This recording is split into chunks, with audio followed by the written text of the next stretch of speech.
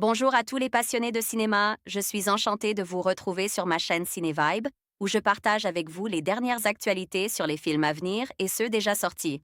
Pensez à vous abonner pour ne rien manquer des nombreux contenus captivants à venir. C'est Bonjour parti! à tous, et bienvenue sur ma chaîne.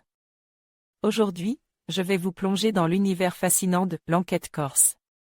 Dans cette vidéo, je vais explorer les mystères et les intrigues qui entourent cette œuvre emblématique, tout en vous révélant des anecdotes et des details peu connus.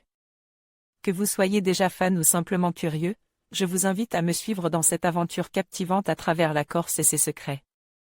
Préparez-vous à découvrir une histoire pleine de suspense et de rebondissements.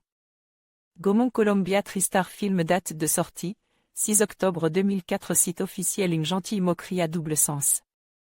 Jacques Palmer, Christian Clavier, est un détective parisien, qui a la réputation de ne jamais lâcher ses affaires.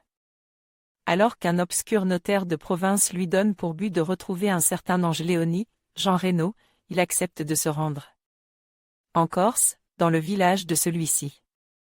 Mais la loi du silence fait rage. Jean Reno et Christian Clavier se retrouvent une nouvelle fois devant la caméra.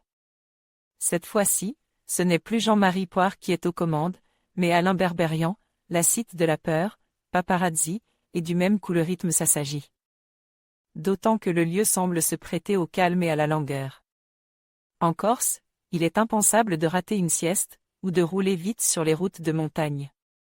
Et ce genre de petites habitudes, agaçantes pour les speedés de métropole, ou tout au moins du Nord, donne du grain à moudre. Scénariste, qui épingle les mœurs locales comme les indélicatesses de l'étranger. Des tournées qui n'en finissent plus, car on ne peut partir pendant, aux indications sous le manteau du moyen pour rejoindre les toilettes.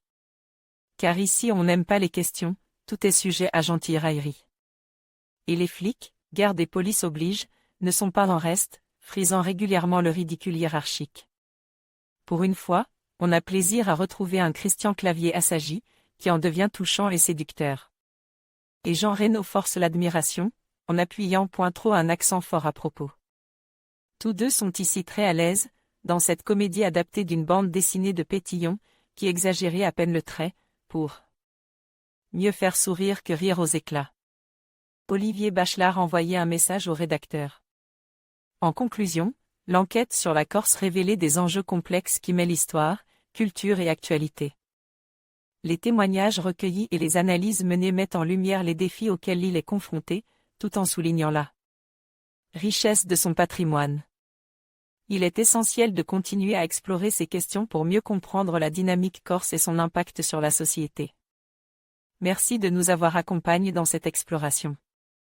N'hésitez pas à partager vos réflexions et à vous abonner pour d'autres contenus passionnants.